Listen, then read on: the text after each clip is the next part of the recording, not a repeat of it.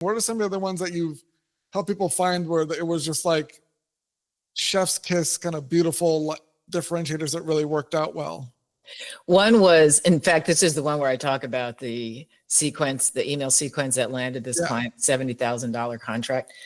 It was a SaaS company, which usually is not humorous in their copy, but this CEO said, I want the emails to be, because this is from an email sequence. He said, I want them to be light. I want it to be, kind of humorous. And I remember when I came up with the copy, he literally laughed out loud at some of the things I came up with. And he said, let's do it. Like the technology, he said, the biggest thing he comes up against is that people are still in the 90s with their technology, and they don't realize they have this automated, service they could be using. And so one of the emails, the subject line, I put the 90s called ... And you open up the email, it says, and they want their flip phone back and their leg warmers. And I listed other things that were like from the 90s. And he just thought that was great. So I don't know which particular email landed that contract, but he says, yeah, it really worked. So that was unusual. But here's the thing with him is that he wasn't afraid to be different and to say, hey, we have kind of what some people may say is kind of a boring, bland product, which there is no such thing, by the way. It's just how you frame it. But he says, I want to do something different with this. I want it to be funny. And that's what I think really worked for him. So things like that, look at.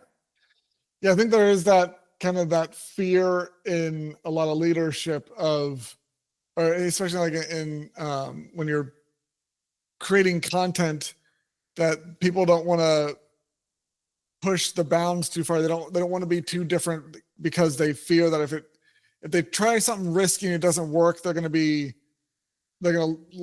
fired or lose like their reputation or something like that, or have some sort of consequences for trying to do something different. And by not overcoming that fear, not pushing those boundaries, they end up settling for mediocrity and eventually failure because they're not evoking emotions. They're often like afraid of alienating some people, and they forget, despite how commonly this is said, that you're not trying to appeal to everyone. You're trying to appeal to your best customers. And if your copy is pushing away people you wouldn't want to work with anyway and attracts the people you want to work with, and that's what you wanted. So why be afraid of the pushing some people away? Because that's just a sign that you're doing the right thing.